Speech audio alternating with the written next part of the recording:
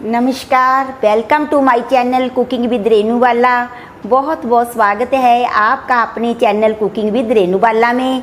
तो आज हम वर्षा ऋतु में जो भी चीज़ें आ रही हैं, जैसे कि भुट्टे बहुत भरपूर मात्रा में आ रही हैं, तो इसका एक तरह का नया व्यंजन बनाएंगे।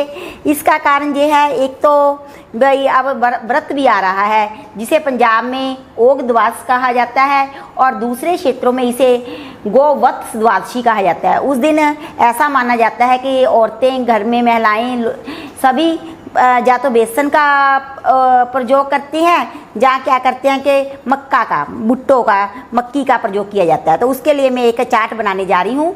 तो ये भुट्टे खाना वैसे भी बरसात में बहुत फ़ायदेमंद समझा जाता है। आयुर्वेद में कहा गया है कि भुट्टे खाने के बाद वर्षा ऋतु में खूब चबा चबा कर भुट्टे खाइए और उसके बाद छाछ या मट्ठा का प्रयोग कीजिए, तो उससे इसके सभी गुणों का बॉडी को पूरा पोषण मिलता है। तो आज हम बनाएंगे चाट, तो ताकि आपको गोवत्सवासी में खाने के लिए तरह तरह की वैरायटी के रूप में कुछ ना कुछ मिल सके। तो जब भी आपने भुट्टा सिलेक्ट करना है, जो आज हम व्यंजन बनाएंगे, उसके लिए बिल्कुल दूध टपकता हो इस प्रकार का, कच्चा कच्चा बाइट सा, थोड़ी सी बस पीलक लिए हुए, हाथ ऐसे नाखून से एक दाने को दबाकर देखे दूध निकले, तो ऐसा भुट्टा सिलेक्ट करना है। तो उसके लिए हमें क्या क्या चाहिए होगा। एक तो ये भुट्टे हो गए, आपने जितनी मात्रा में भी चाट बनानी है तो उतने ही भुट्टे ले लीजिए। दूसरा, बारीक कटा हुआ प्याज, बारीक कटा हुआ खीरा, नींबू, लेमन और आलू बॉईल करके पीस किए हुए, टमाटर, मीठी चटनी इमली की और धनिया पुदीने की चटनी, नमक, भुना पिसा जीरा, चाट मसाला और हरी मिर्च। मैं मेरी रह गई, मैं बाद में बताती हूँ। तो इसकी दो ऑप्शन है हमारे पास। या तो आप इसके दाने निकाल कर भुट्टे के उसे कुकर में आधा कप, एक भुट्टे के पीछे आधा कप पानी डाल के 2-4 सीटी आने तक बॉईल कर लीजिए। या मैं आपको एक नए प्रकार से भूनना सिखा रही हूँ। पहले हमने भुट्टा सिलेक्ट कर लिया ना, बिल्कुल कच्चा कच्चा दूध टपकने वाला भुट्टा मैंने आपको बता दिया। फिर हमने क्या करना है कि इसके जो छिलके हैं वो नहीं उतारने। मैं बताऊंगी क्या कारण है, इसका साइंटिफिक रीज़न है। तो उसका क्या कारण है, जो छिलके में मॉइस्चर रहता है, जब हम भुनेंगे ना ऐसे इस प्रकार से छिलके समेत, तो वो बॉयल, जैसे हम बॉयल करती हैं कुकर में डाल के, बिल्कुल उसी प्रकार के दाने निकलेंगे, आप देखना। क्योंकि छिलका गर्म है, गीला है, मॉइस्चर है उसमें। इस प्रकार से हम हिलाते चलाते हुए अच्छी तरह भून लेंगे।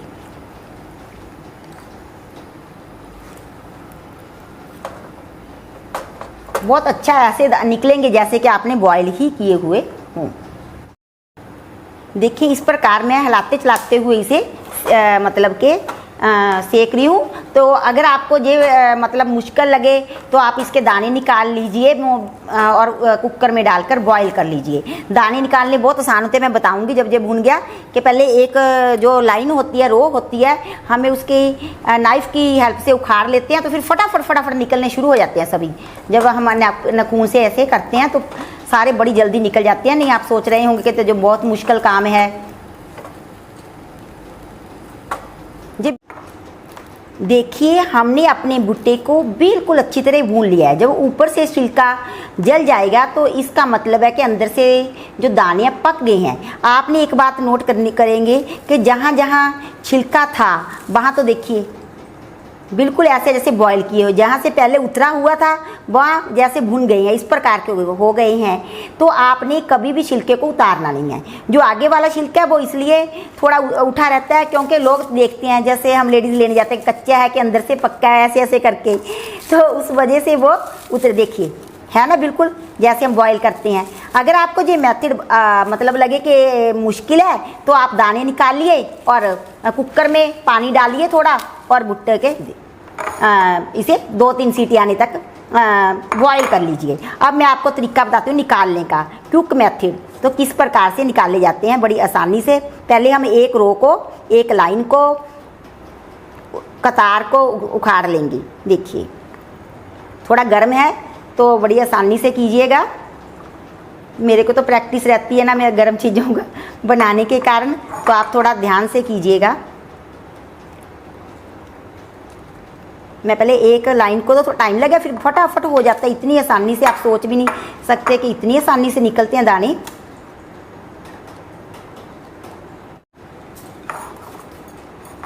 देखिए हमने एक रो उतार लिया ना, अब देखना कितनी आसानी से निकलते हैं। देखिए उखड़ रहे हैं ना, मैंने पहले ही बोला था कि एक रो को उतारना मुश्किल होता है, तो फिर तो देख 2 मिनट भी नहीं लगते, सारा भुट्टा 2 मिनट में बिल्कुल खाली हो जाएगा। ऐसे नखून पीछे करके, नखून इस तरफ ऐसे,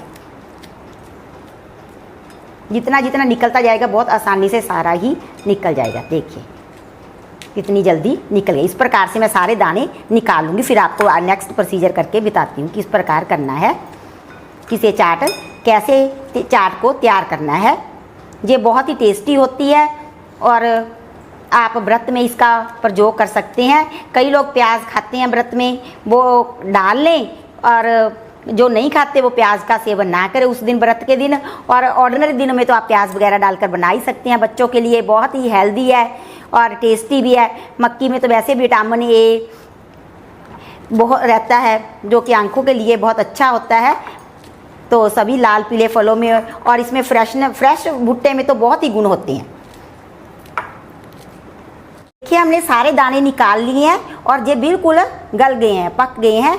तो आपने इसकी पहचान क्या है कि छिलका तो हमने उतारना नहीं होता कि हमारे दाने पके हैं कि नहीं, ऊपर से बिल्कुल काला पड़ जाएगा और आपने घुमाते हुए चारों तरफ से सेक लेना है। अब हम इसकी बनाने जा रही हैं चाट। तो क्या क्या कैसे करना है जी देखिए आप। तो पहले डालिए प्याज अकॉर्डिंग टू टेस्ट, जितना आपको पसंद है। मैं 1 टीस्पून इसमें मिला रही हूँ, एक ही भुट्टा था तो एक ही मिला रही हूँ। तो 1 टीस्पून मैं मिलाने जा रही हूँ। टेबल भी मिला सकते हैं, वो आपके मैं कहना टेस्ट पर है ना। कटे हुए टमाटर, आलू बारीक बारीक ये मैंने बॉयल करके छिलका उतार के पीसेस कर लिए हैं।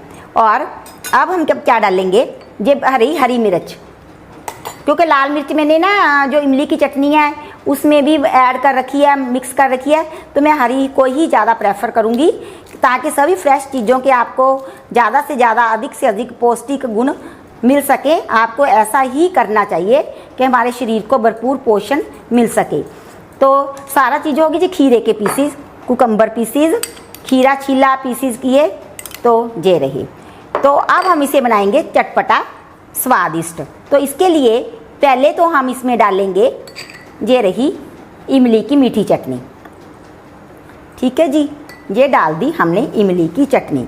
और ये रही हमारी धनिया पुदीने की चटनी। इसमें मैंने नींबू का रस मिलाया हुआ है। ये भी आप अपने टेस्ट के मुताबिक मिला लीजिए, ये ज़्यादा डाल लीजिए क्योंकि इससे डाइजेस्टेबल हो जाएगा, इजली पच जाएगा। तो अब ये भुना पीसा जीरा पाउडर, नमक अपने टेस्ट के अकॉर्डिंग, चटनियों में भी नमक है ना तो इसलिए ज़्यादा नहीं मिलाना है। तो फिर क्या मिलाएंगे, लेमन जूस, नींबू का रस, वो इसमें बीज चला गया था, तो नींबू का रस मिलाना है आपको। ये भी ज़्यादा नहीं मिलाना है। दोनों चटनियाँ हमारी जो है खटास लिए हुए हैं, जो ये चंकी चाट मसाला, तो इसे भी हम अपने, तो इतना। तो अब हम क्या करेंगे, टॉस, इसे सारी चीज़ों को करेंगे टॉस।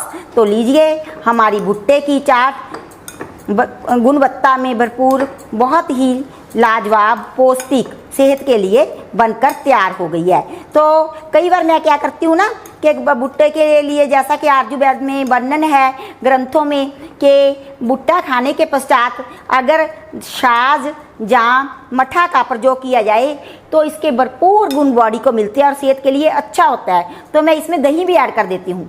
मैं दही ली, उसे फेंटा, और जैसे टिक्की पे हम डालते हैं, मेरी रेसिपीज़ में है दही बनाने का तरीका बहुत में चाट के लिए, तो उस प्रकार हम इसके ऊपर डाल देते हैं। लीजिए जी हमारी चटपटी चाट बनकर रेडी है बिल्कुल। तो आप भी इस प्रकार इस गोवश द्वादशी पर, और बच्चों को जब भी भूख लगे तो इस चाट को कागज़ की प्लेट में डालकर सर्व कीजिए, बहुत ही अच्छा लगता है। या केले के पत्ते पर, तो बहुत ही टेस्टी चाट हमारी तैयार है। आप भी इस प्रकार से बनाइए और मुझे कमेंट बॉक्स में कमेंट डालकर बताएं कि आपको मेरी रेसिपी किस प्रकार की लगी।